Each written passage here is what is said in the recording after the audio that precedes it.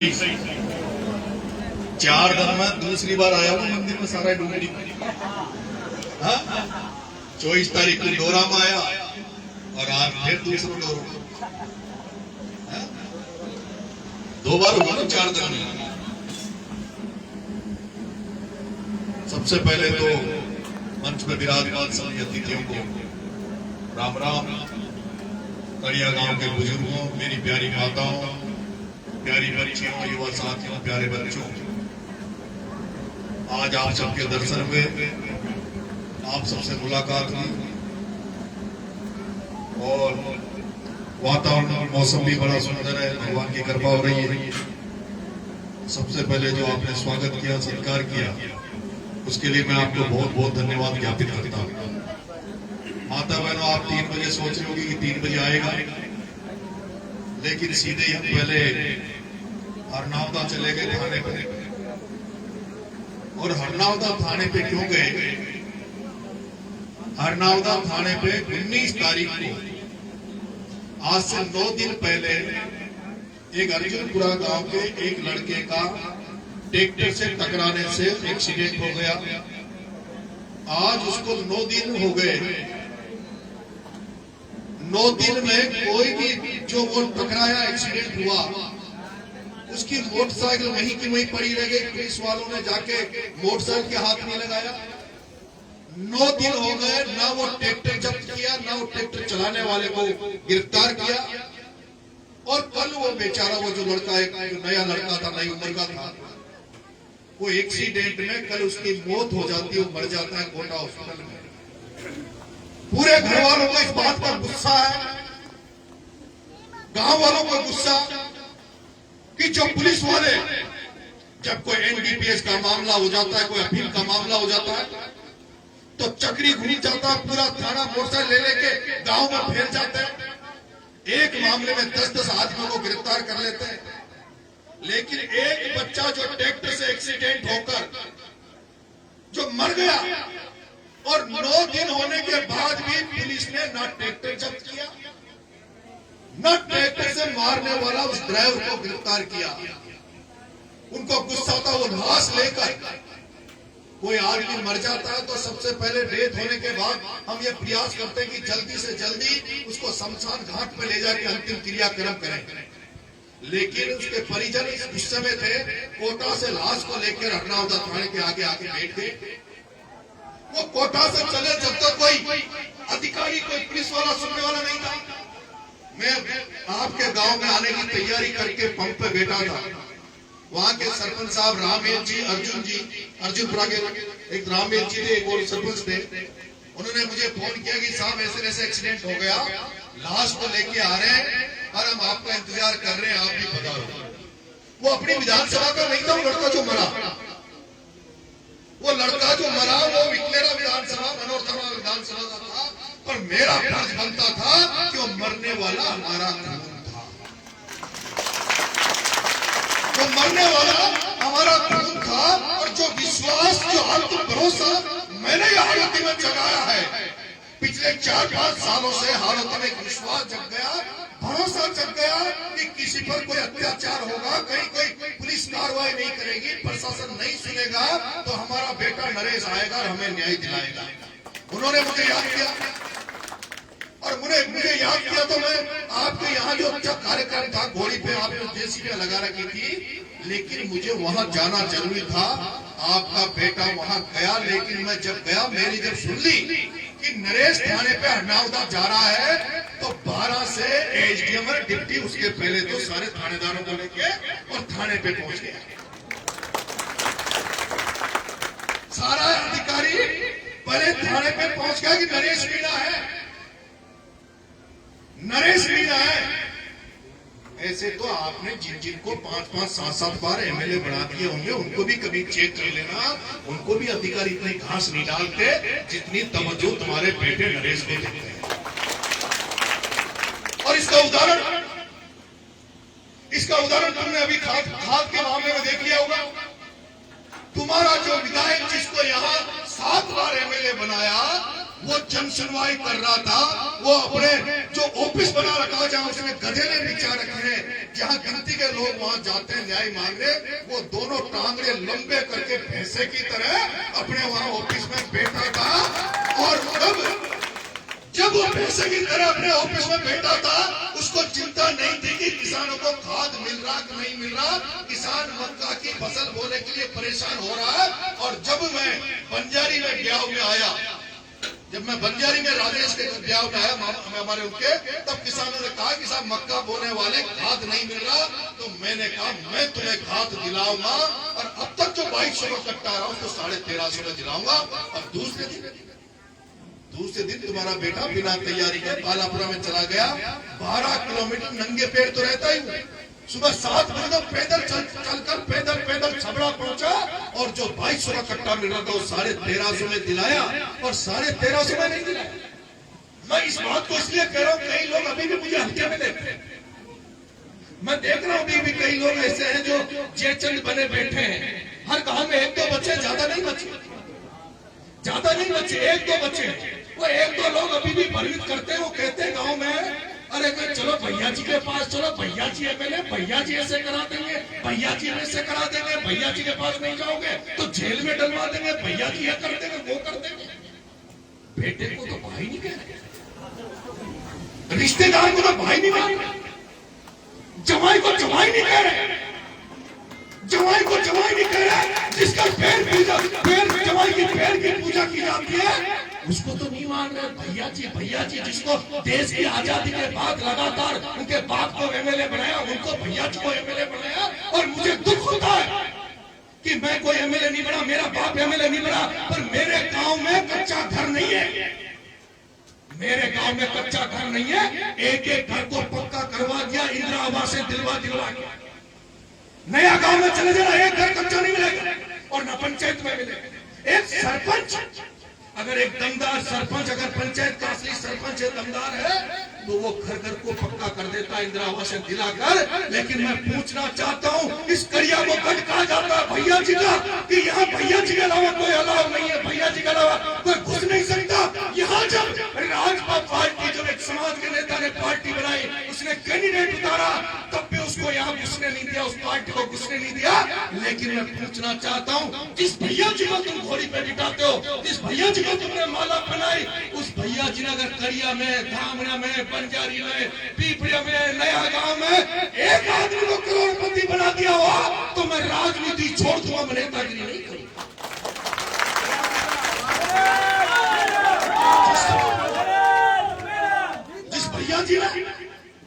जिस भैया जी ने एक आदमी को करोड़पति बना दिया हो, एक आदमी को करोड़पति नहीं बनाया। उस भैया जी ने गोपाल मानपुरा के जो सरपंच साहब मर गए, उनकी क्या हालत करी। कजोर सरपंच अब दुनिया में नहीं रहा, उसकी क्या हालत करी। हमारे लोगों की राजपा के हारने के बाद क्या हालत करी, जेलों में लोगों को डाल दिया। वो भैया जी बलराम सरपंच को नहीं बचा सकता, वो तुम्हारे क्या करी लगाएगा। उसने तो बनाया, पैसे वाला। ऐसा नहीं है कि भैया जी ने भला नहीं किया। अरे भैया जी ने भला किया। बंजारी के दीपी सोनू आज 1000 करोड़ के आदमी। कितने के? 1000 करोड़ के आदमी है जो दीपू सोनू, जिन्होंने कंवरलाल खेड़ी के सेठ कंवरलाल से पैसे उधार ले लेकर, सेठ कंवरलाल से पैसे उधार ले लेकर वो दीपू सोनू तो करोड़पति बन गए। और कंवरलाल जी के परिवार का क्या हो रहा है बताओ। कंवरलाल जी के घर में एक मुरली हुआ जिसने फाइनेंस की दुकान खोली, बेचारा फाइनेंस की दुकान खोलकर वहां छपरा में बैठा, तो उसको बर्बाद कर दिया। कड़िया के 2-4 छोरों को घर में पोछा लगाने के लिए भैया जी रख सकते हैं। कड़िया के 2-4 बच्चों को 5,000-6,000 रुपए महीने की तनख्वाह पे, 5,000-6,000 रुपए की तनख्वाह पे भैया जी घर में पोछा लगाने के लिए रख सकते हैं, रोटी बोने के लिए रख सकते हैं। लेकिन भैया जी ने कभी इन कच्चे घरों को पक्का करने की नहीं सोची, इन कच्चे घरों को पक्का करने की नहीं सोची। और जब कड़िया की बात आई, धामरे की बात आई, और गांव की बात आई, आपका बेटा चुनाव लड़ा, तो मैंने इधर ध्यान नहीं दिया। मेरा ससुराल है, मेरा ससुराल में प्रचार करने की क्या जरूरत है? ये कड़िया, धामिया, पीपड़िया, नया गांव, ये तो चुनाव की कमान संभालेंगे, मुझे तो जरूरत नहीं पड़ेगी, ये लोग प्रचार करेंगे।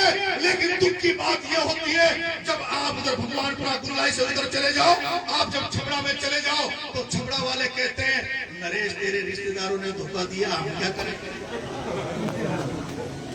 गुराड़ी का खोरा का, गुराड़ी के खोरा के कहते हैं नरेश तेरे ससुराल ससुराल वाले अगर धोखा नहीं देते तो मामला कुछ और आगे बढ़ जाता। अगर ये सारे लोग भी तेरे साथ खड़े हो जाते तो मामला आगे बढ़ जाता।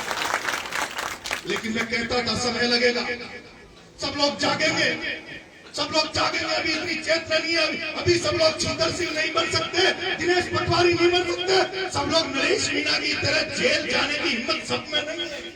सब में नरेश मीणा की तरह जेल जाने की हिम्मत नहीं है, मुकदमा खाने की हिम्मत नहीं है। लेकिन एक समय ऐसा भी आएगा जब ये लोग जागेंगे और पूरी ताकत से जागेंगे, जब पता नहीं चलेगा राज करने वालों को। मैं क्यों नंगे पैर घूम रहा हूं? कड़िया वाले मैं क्यों नंगे पैर घूम रहा हूं? क्यों मैं जेल जा रहा हूं? किसके लिए जेल जा रहा हूं? मैं भी किसी पार्टी में चला जाऊं, एमएलए बन जाऊंगा, लेकिन मेरा मन है, मेरी आत्मा है कि मैं तुम्हें आजाद कराऊं, इस छबड़ा छबड़ा को आजाद कराऊं। और आजाद कैसे कराऊं? एक दिन वो था जब मुझे गिरफ्तार किया, गिरफ्तार करके हंडा से 12 ले जा रहे थे। वो कड़िया के वो वीर थे, वो कड़िया के महापुरुष, वो बहादुर लड़के थे जिन्होंने नरेश की 3 जीवों को रोक लिया और कह दिया नरेश मीणा को उतार दो, नहीं तो तुम्हारी लाशें जाएगी। वो कड़िया के मर्द थे, वो ट्रैक्टर लगा के उस दिन कड़िया वाले ही थे जिन्होंने मर्दानगी से उस जीप को रोक दिया। अगर मैं हाथ नहीं जोड़ू कड़िया वालों के तो पुलिस वाले यहां से जिंदा नहीं जाते। और उसके बाद वो आपका आशीर्वाद मिला, चुनाव में आपका आशीर्वाद मिला। चुनाव में जितनी उम्मीद नहीं थी, जितने ज्यादा कड़िया में मेरे ज्यादा वोट निकले। लेकिन पिछले दिनों जब 24 तारीख को मैं यहाँ आया तो मेरे साथ बहुत सारे लोग थे। मैं अगर अकेला आता, अकेला बैठ जाता तो कोई दिक्कत नहीं थी, पर मेरे साथ बहुत सारे लोग थे। और मैं गर्व से आया था, मैं इसलिए गर्व से आया था कि मेरा ससुराल है। जब मैं काला टोल के बाद मंडोला के बालाजी पे मैं जाऊं और वो जो रिश्तेदार नहीं थे लेकिन हजारों की तादाद में फूल वर्षा करे, जेसीबी में बिठाए मेरा स्वागत किया, तो मैं ये मानता हूं कि जब मैं धामड़िया, कड़िया, बंजारी, नया गांव, इन गांव में जाऊंगा तो ये तो मेरे अपने हैं, ये तो उससे ज्यादा मेरा स्वागत करेंगे। लेकिन जब मैं आया, पता नहीं वो गलतफहमी हो गई, किसी की सूचना नहीं मिली, मैं आया, मुझे ऐसा लगा कि मेरा जो सम्मान स्वागत मेरे साथ वालों का, क्योंकि प्रधान बाबूलाल जी मेरे साथ थे, विजय फौजी भाई मेरे साथ थे, बहुत सारे लोग मेरे साथ थे, मुझे लगा कि मेरा स्वागत या मेरा मान नहीं रहा। और माता बहनों, मान सम्मान ही सब कुछ है दुनिया में, मान सम्मान के अलावा कुछ नहीं है। अरे मान सम्मान पता क्या होता है? मान सम्मान वो होता है जब शंकर भगवान के ससुराल में कार्यक्रम हुआ, शंकर भगवान को नूता नहीं मिला, तो उस पार्वती ने कहा कि शंकर जी चालो तो मारे नूतो को ना मुन जाओ, मारे नूतो को ना मुन जाओ। तो साहब था वो सास रोचे, मेरा पीहर है शंकर जी, शिव भगवान चलो कि नहीं, शंकर भगवान नहीं गए। पार्वती को भी समझाया कि जब मुझे नूता नहीं दिया तो तुझे भी नहीं चाहिए। इसलिए मान सम्मान ही सब कुछ है। जब मुझे लगा मैंने थोड़ा सा कुछ बोल दिया था, उसके लिए मैं माफी चाहता हूं। लेकिन आपने आगे बढ़कर पूरे कड़िया वाले आए और कहा कि साहब हम तुरंत प्रभाव से फिर से उसी जगह कार्यक्रम करना चाहते हैं, अच्छा कार्यक्रम करना चाहते हैं, आपको आना है। तो मैं आज रोक नहीं पाया, आपके बीच में आया हूं। लेकिन कड़िया वालों, धामड़िया, बंजारी, आसपास के सभी गांव वाले सुन रहे हो, नरेश मीणा जब चुनाव लड़ने आया था, जब मैं यहाँ चुनाव लड़ने आया था तो मेरी माता बहनों, उसके पहले पुलिस के ढुल्ले सिपाही घर घर में ढोलते थे मोटरसाइकिल लेके। एक केस एक के लागो जो आपको 10 को पकड़ा चाहे, केस एक के लागो जो 10 को पकड़ा जा, इसको लाख ले लिया, इसको लाख ले लिया, इसको लाख ले लिया, इसको लाख ले लिया। 5-10 साल में जो आदमी पैसे इकट्ठे करता था एक बार में ले जाते थे। लेकिन आपने नोटिस तो किया होगा, इतना बदलाव तो आया होगा कि मेरे चुनाव लड़ने के बाद पुलिस वाले उतने नहीं डोलते होंगे, निर्दोषों को तो नहीं फंसे होंगे। चेंज तो आया नहीं है, डर है कि नहीं है? और मैं तुमसे कह रहा हूं कड़िया वालों, तुमसे कह रहा हूं, आज तो तुम्हारा बेटा एमएलए नहीं है। कैसे आज कोई धरने की बात करता हूं, आंदोलन जाने की बात करता हूं, डिप्टी थानेदारों की लाइनें लग जाती है। उस समय जब एक भटगांव में एक मर्डर हो गया था, हत्या हो गई थी, उन्होंने कहा हत्या हो गई, मर्डर हो गया। तुम्हारा बेटा आया 14 जी में पुलिस की आगे पीछे एडिशनल एसपी, 24 घंटे में तो उन मर्डर करने वालों को बंद करा दिया था। 24 घंटे। आज तो कुछ नहीं, आज तो कुछ नहीं हूं। लेकिन मैं कह रहा हूं 2.5 साल बाद में अगर जो एमएलए में बन गयो ना, अगर ठाकुर बेटो एमएलए बन गयो तो ये सिपाही जो डोला है ना गाँव में, ये थासु लिखेगा साहब मुझे नावदा में नौकरी कर वो चाहूँ छु भाई साहब। अभी तो तुम इन सिपाहियों के पीछे घूम रहे हो, अभी तो तुम थानेदार से जान पहचान निकालते हो, इनको रिश्वत देते हो। लेकिन मैं कह रहा हूं, और जिस दिन कड़िया थाना तुमने कह दिया कि साहब ये सार्थक के थाने में, हरगांव के थाने में ये थानेदार गड़बड़ है, ये सिपाही हमसे पैसे लेता है, तो उसको बाड़मेर जैसलमेर भेज दूंगा, इधर आने नहीं दूंगा। एमएलए बना दो, एमएलए बना दो, फिर ताकत देख लेना कि एमएलए की ताकत क्या होती है। यहाँ पूछेंगे अधिकारी, तुमसे सिफारिश लेंगे कि बाबूलाल जी, प्रधान साहब, विजय फौजी जी, हम नौकरी करना चाहते हैं, नरेश जी से कहलवा दो। वही नौकरी करेगा जो तुम्हारा सम्मान करेगा। छबड़ा बड़ौद में एमएलए बनने के बाद थाने तहसील में वही अधिकारी कर्मचारी नौकरी करेगा जो जनता का सम्मान करेगा, जनता की इज्जत करेगा, वो नौकरी करेगा। बेईमान। लेकिन जब तुम्हारे लिए लड़ता हूं, खाद के लिए तुम्हारे लिए लड़ा, कम से कम छबड़ा छिड़ौलों में मैंने किसानों का 5 करोड़ रुपए का फायदा करा दिया। 5 करोड़ का फायदा किसानों का करा दिया। जो डीलरों का नुकसान हुआ, जो सेठों का नुकसान हुआ, जो व्यापारियों का नुकसान हुआ, वो तो कुलाड़ी लेकर बैठे कि कब चुनाव आए, कब नरेश मीणा की गर्दन काटे। जो व्यापारी जो करोड़ों रुपए खाद में कमा रहे थे, वो तो आपके बेटे के दुश्मन हो गए ना, फ्री में दुश्मन हो गए। ऐसे बहुत सारे लोग हैं जिन्होंने कुंडली बनाकर बैठे हैं, जो लोगों को लूट रहे हैं। वो सोचते हैं ये बन नहीं जाए, अगर ये बन गया तो ये किसानों का भलाई करेगा, किसानों को जगाएगा, किसानों में जागृति लाएगा। लेकिन जब वो भी दुश्मनी करे और किसान भाई भी एक नहीं हो, किसान भाई भी जातियों में बढ़ जाए, ये फलानी जाति का, ये फलाना ढोकड़ा, ऐसे करने लग जाएंगे तो फिर कैसे मारेगा। मैं आपको विश्वास दिला रहा हूं, मैं विश्वास दिला रहा हूं कड़िया वालों। आज देश की आजादी के बाद, वर्षों होने के बाद भी आज मैं कड़िया में कच्चे घर देख रहा हूं। एमएलए बन गया तो तुम्हारा कच्चा घर नहीं रहेगा, ये गारंटी मेरी, ये गारंटी मेरी है। और ये जो लोग जो भ्रमित करने का काम करते हैं, जो बरगलाने का काम करते हैं, उनसे भी मैं कहना चाहता हूं तुम्हें भी पछताना पड़ेगा। तुम भी एक दिन पछताओगे। मेरे पास धामरिया में 1-2 लोगों ने मेरा नुकसान किया था चुनाव में, मैं नाम नहीं लूंगा, 1-2 पटेलों ने नुकसान किया। लेकिन अब वो लोग पछता रहे, कह रहे हैं हमसे गलती हो गई, हमसे गलती हो गई, हमने नरेश को वोट नहीं दिया, हमारा जवाई था। और वो लोग गए, वो भैया जी के पास गए, उनको भैया जी ने क्या जवाब दिया ये आप जानते हो। वो जो लोग आप भूल गए, आपके समाज की बेटी को भगवाया गया, आपके समाज की बेटी को भगवाया गया, और जो भगा कर ले गया वो पल्लू जी की गोदी में फोटो डालता है।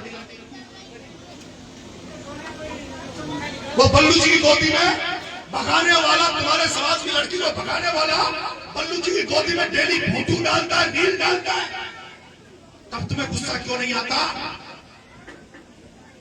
तब तो गुस्सा आना चाहिए। उसके जो रिश्तेदार नातेदार थे उस समय जो गर्मी कर रहे थे, कह रहे थे नरेश ये कर वो, मैं तो राजनीति बना भी नहीं। लेकिन कम से कम इन चेहरे को पहचानो तो सही, किसको ताकत दे रहे हैं, किसको मजबूत कर रहे हैं और किसको कमजोर कर रहे हैं। मुझे नहीं पता कि जिन्होंने उसको वोट दिया अभी भी जाते हैं ना, तब भी ये कहता है तुमने तो माई वोट नहीं दिया था, गाना तो वोट नहीं था, क्या ना। एक वोट ही सब कुछ नहीं होता, वोट ही सब कुछ नहीं होता, वोट ही राजनीति करता नहीं होता। लेकिन आपको इतने वर्षों से वोट दे रहे, इतने वर्षों से आपको बनाया, आपको अरबपति खरबपति बना दिया, आपके भाइयों को बना दिया, रिश्तेदारों को बना दिया, कम से कम अब तो आप। इसलिए अगर कोई गलती वलती हुई हो तो माफ कर देना माता बहन। आपका बेटा बढ़ जाऊंगा ना, पढ़े कहीं कोई शब्द रखनी पड़ेगी नरेश तो निकलेगा ना, तो कड़िया का छा नरेश का सासरा का छा।